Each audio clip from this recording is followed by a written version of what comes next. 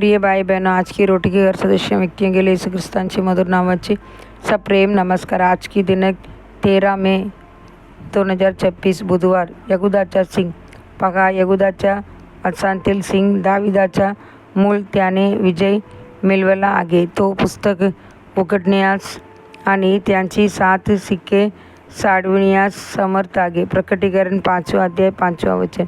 बायबलमध्ये 3 जणांची सिंगाची तुलना केली आहे। प्रभू येशू ख्रिस्त यहूदाच्या वंशातील सिंग। प्रकटीकरण 5 अध्याय 5 वचन। धार्मिक सिंगासारखे धैर्यवान। नीतिसूत्र 28 अध्याय 1 वचन। आणि सैतान गर्जणाऱ्या सिंगासारखा कोणाला गिळावे म्हणून शोधत फिरतो। पहिली पत्र 5 अध्याय 8 वचन। सैतानाला जरी सिंगासारखे म्हटले असेल तरी तो खरोखर धैर्यवान नाही। देवाचे वचन सांगते, देवाची अधीन राहा, सैतानाचे विरोध करा आणि तो तुमच्यापासून पळून जाईल। याकूब अध्याय 4 7 वचन। सैतान आधीच पराभूत झाला आहे। क्रूसावर ख्रिस्ताने त्यांचे डोके चिरडले आणि त्यांची सत्ता व अधिकार काढून घेतले। त्यामुळे धार्मिक लोक धैर्याने उभे राहून त्यांच्याबरोबर विजय मिळवू शकतात। स्थिर राहा आणि घाबरू नका। जेव्हा शत्रू समस्या आणतो तेव्हा त्यांची विरोध करा।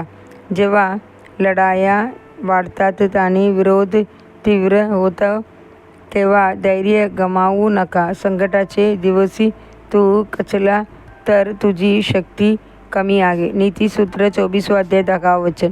तुम्ही घाबरलेल्या उंदरासारखे इकडे तिकडे पळणारे नाही। तुम्ही सिंग आहेत। राजा यहूदाचा सिंहासनावर बसलेला आहे आणि तुम्ही त्यांचे लेकर आहेत। धैर्याचे रहस्य, धैर्य आणि उत्कट प्रार्थना तुम्हाला मजबूत करतात।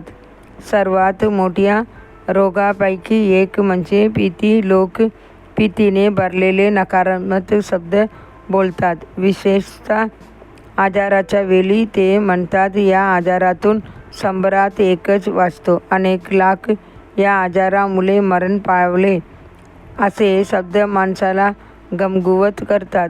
पण धार्मिक लोक भीतीने हलत नाहीत, ते सिंगासारखे धैर्यवान राहतात।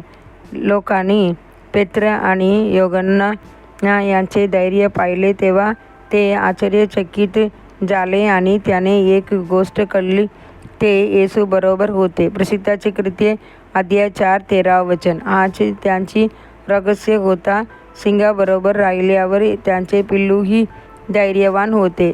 त्याचप्रमाणे जितके तुम्ही प्रभूच्या उपस्थितीत राहाल आणि पवित्र आत्म्याने भरलेले राहाल, तितके धैर्य आणि सामर्थ्य तुमच्या वाढेल। पेत्र आणि योहान फार शिकलेले नव्हते, तरी त्यांनी सिंहासनासमोर धैर्याने सुरुवात सांगितली आणि मोठा जागृती निर्माण केला। प्रिय देवाची लेकरा, धैर्यवान आणि साहसी बना। प्रभू तुमच्याबरोबर आहे।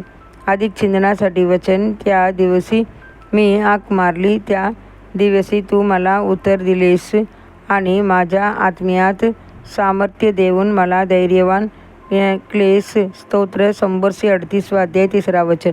आजचे बायबल वाचन सकाळी 2 राजा 17 अध्याय 18 अध्याय। संध्याकाळी योहान 3 अध्याय 19 वचन से 36 वचन। धन्यवाद।